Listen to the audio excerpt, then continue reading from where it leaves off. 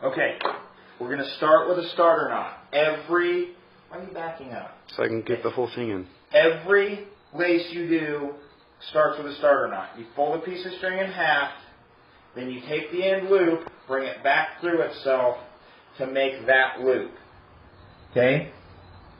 So on a T-tab, there's 2 knots you can do it. I'm going to do it the way I used to first, then I'll do it the way you'll see on most AT&T, and you can pick.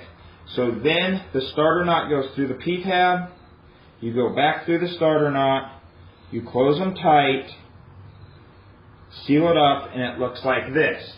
So an easy way there, in some cases, is to then take that, wrap it around, do a clove hitch on it.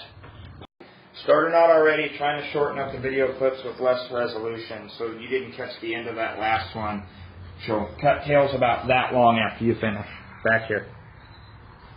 The other way of doing it, go through your starter knot. This is what most AT&T sites will look like. Same thing, but now you're going to take and tie a knot, loop it back through itself at your desired length so that it has a stopping point. Spread your tails, wrap around on your tails like this, back around one each direction,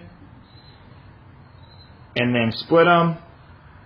Do 2 half hitches or a square knot over your starter knot, cut your tails. In under a minute, starter knot, wrap around the back, around the front, around here, makes a box around all the wires, back to the starter knot, wherever your wires are, pull it tight up in this corner. You can't cross strings here, here, back, or here, or they'll get cut off, so no string crossing. Split here at this edge, wrap one this way, the other one this way. Always finish your knot over your starter knot. Bam, bam. Cut tails, no crosses. Done.